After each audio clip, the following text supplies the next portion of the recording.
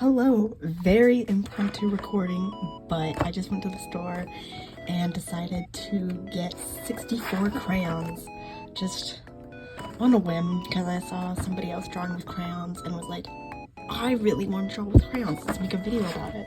So here we are. It says sharpener included, and at first I didn't know what that meant, but it has a butt, and that butt is the sharpener. One more thing before the video starts, I'm just like mesmerized by this box, but the colors here don't match the inside, and that is kind of making me mad. But also, there's a very suspicious blue. I wonder what we're gonna use this blue for. Anyone at all have a guess? Anyone have a guess? No? Okay. Hello and welcome back to my videos. I'm Klepik, and today I decided that I would try drawing with crayons. So for this first drawing, I decided that I would draw a dream I had the night before. So now, since I am drawing said dream, you get to hear about it, but I've heard people apparently hate hearing about other people's dreams. But this is my video and I don't really care, especially since this dream includes Miku, so shut up and listen to my Miku dream. So the other night, I went to sleep like normal, not expecting to have like a super epic dream, but it wasn't really a super epic dream because some parts of the dream were really depressing, but I got to see Miku, so it was worth it. Okay, so the setting here, I think I was dreaming inside a dream, so like Inception, but the setting was really post-apocalyptic, and I was with my dad rowing down the street that was covered in swampy water. It was like a canoe. I looked to my right and I saw this kind of anime merch store, so I said, maybe they have Miku merch in there, because what do you expect from me? The store itself didn't really have any doors, just really big archways. It looked like an industrial architecture style. The floor was polished cement and the ceiling was really tall with like exposed beams and stuff. So I went in and I was looking around. There were a lot of sweatshirts hanging from the ceiling for some reason, and it just had like a bunch of counters full of sweatshirts too. This store was literally like just sweatshirts with random characters' faces on them. None of them had Miku though, so I was really disappointed, and I was about to leave with my dad, who was really bored. When I came in the store with my dad, we went through the archway to the left of the store, but when we were leaving, we went through the archway to the right of the store, and that's when I saw Miku. So it wasn't exactly Miku, it was a Kigurumi mask cosplaying Miku. If you don't know what a Kigurumi mask is, you should totally search them up, they're really cool. But in short, they are just big plastic masks that wrap around your head, and people usually put really big anime-like eyes on them and stuff. And usually it's furries cosplaying with them or just anime cosplays. It's kind of hard to explain, but I did my best. I don't remember spotting her exactly, but I remember her getting a picture with me and hugging me, which is what I drew for this drawing. With this drawing, I drew it like extremely stylized because I wanted to draw her Kigurumi mask to stay true to the dream rather than just drawing Miku hugging me. So that's why it's extremely stylized and honestly not really my style at all. When I went up to her, I was too incredibly shell-shocked to speak. I was literally flabbergasted. So she gave me a hug and got a picture with me. Like she just like psychically knew that I wanted a hug and a picture. She just like knew. I don't know how. I don't think she said anything, but she did hug me, which was pretty epic. My dad, though, was being a complete killjoy and literally said to her, "You have such an amazing voice. You could do so much more than just pretending to be Miku. Please shut up and let me be happy. I don't need your negativity in my dreams." But that is the end of the happy part of that dream. And I think I said this before, but this dream was insanely long, but the rest of it was really sad, so I'm not going to go into that. This is the finished result of the first drawing. I hope you enjoyed me rambling about my dream, and now on to the second drawing. So this second drawing is of one of my characters, Bitwin.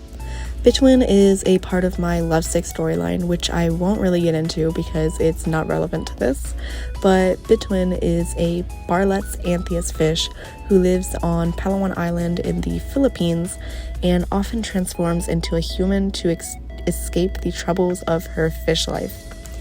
There she hangs out with my other characters, and I really fought with what I wanted to do with this drawing, if I'm being honest.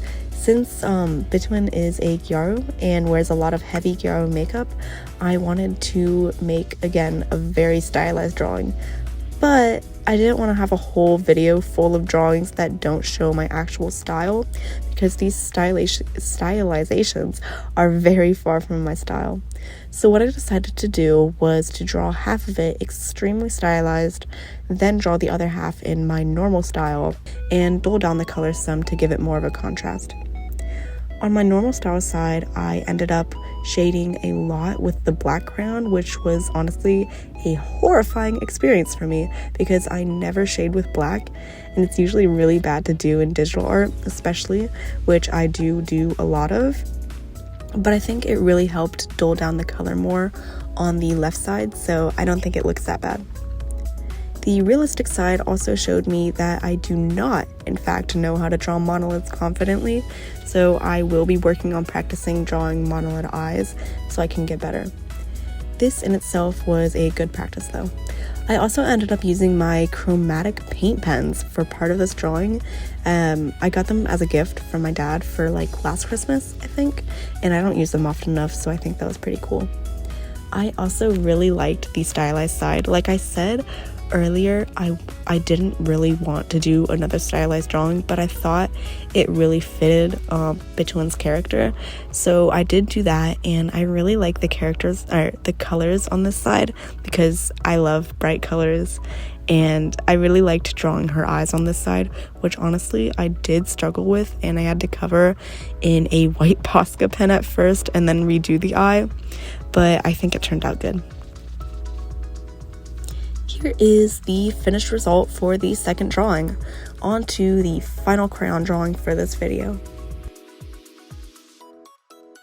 This video honestly took way longer to come out than it should have because I was so stumped for the idea for the last drawing. Before the video, I planned to only have 2 drawings for the video, but after doing the 2, I still wanted to fit one more into this video because I didn't want to just show really stylized drawings like I said earlier. But I just could not come up with a worthwhile idea for the life of me. That is until I walked past one of my figurine shelves in my room and saw this. And I realized this would be perfect to draw. I was a bit nervous to do another Miku drawing though, because I felt like that would be a little over the top or repetitive for this video. But then I realized this is my art and I can do whatever I want. So I hope you're a Miku fanatic, because here is another Miku drawing. This time there's 2 Mikus here, Sakura Miku and Love Sailor Miku. I have actually already drawn Love Sailor Miku on my channel before, so this is a bit of a throwback. I drew her when I first got her as a Christmas present from my friend in my old sketchbook. I do have a bit of a confession to make with this drawing though, and some might see it as cheating, but I wanted to make a decent drawing and I felt like I couldn't do that with crayons alone. So because of this, I wanted different textures, so I ended up using pens for the line art, Posca pens for some of the coloring, and tinfoil and stickers for the background. I also had to use a really old pink Crayola twistable for Sakura Miku's hair, because earlier in the video the pink crayon I had snapped in half and I still can't find the other half, so the Crayola twistable was meeting the halfway mark. I wouldn't technically consider this cheating though, since I never said I only had to use crayons to draw, and I think it did make the drawing much better. So I'm counting it as not breaking the rules. This drawing is by far my favorite though, and I really like everything about it. I had the idea when I saw my figures together that Love Sailor Miku was definitely facing some love life problems right now, and that letter she had was a confession letter, and she was holding it and didn't know what to do with it, while Sakura Miku was just enjoying the gossip and laughing at her friend's conundrum. She would probably give good advice though once she stopped laughing. I really also enjoyed shading this. I think it looked really good, and I did really enjoy putting the stickers on this too, and I like that they pop off the page, so that's super fun, even if my sketchbook looks extremely chunky now because of that. Here is the finished result for the third and final crayon drawing.